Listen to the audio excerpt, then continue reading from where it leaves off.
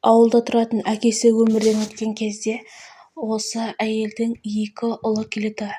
Өкініштісі, аналары мылқау еді. Осы мылқау ананың тағдыры туралы сіздерге бейне баяндалатын болады. Әкесі қайтқан 2 жігітте отбасылы, тіпті біреуінің ұлы бар. Әкесінің соңғы сапарға шығарып салып, анасына, енді ана, сіз бізбен бірге қалада тұр дейді. Анасы, жоқ, келіспеймін, бармаймын. Осы ауылында тұра беремін, әкеңнің қасында дейді. Бірақ көршілері, туған-туысқандары барлығы, енді бұнда сен не істеп тұр? Одан да балаларының қасына қалаға барып тұрсаңшы, бұнда бір жалғыз өзің не істейсің дейді. Барлығы қайта-қайта айтқаннан кейін кемпір ойланып, шалының суретіне қарап, енді мен жаңа өмір бастаймын, қалаға барамын дейді. Бірақ қатты қателесті. Бұндағы 2 келін де өте нашар еді. Қалаға келгелі үйіне кіргізбеді. Тіпті видео қоңырау соққан кезде ұлына әйелі жауап беріп өшіре салады. Біз үйде емеспіз, алыс сапардамыз деген сияқты. Бірақ бұны ұлы байқамады. Күйеуге келем дегенше анасының сөйлескенін звоногын өшірді. Енді қайтып звондайып жатқанда телефоны өшіп қалады.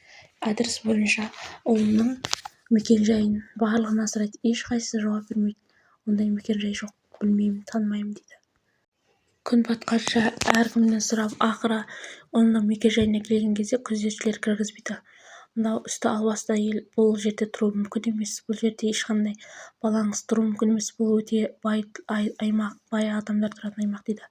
Осы кезде немересі келеді, әже деп. Келіндері де келеді. Бірақ келіндері, біз бұндай әйел танымаймыз, бұл бала ұрлаушы, бұл жалған, қуып шығыңдар деп дөрекі сөйлейді. Қызметшілер, күзетшілер ұрып соғады, тіпті келіндерді ұрып соғып, неге келдің қалаға? Кет келген жеріңе, біз сені ешқашанда қабылдамаймыз деп аяғын теуіп жібереді. Сол кезде енесі жылайды.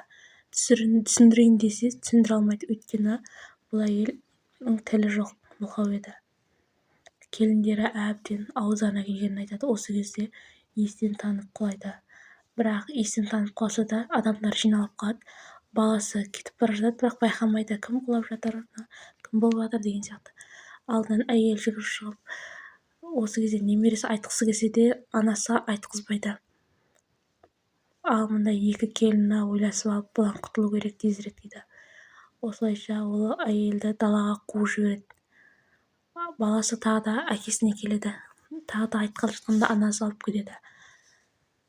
Осылай жерде түннің далада өткізеді, жылайды. Үсті-басының бары батпақ. Өте қиын болады бұл ана үшін. Кіші ұлы таңертең жаттығуға шығады.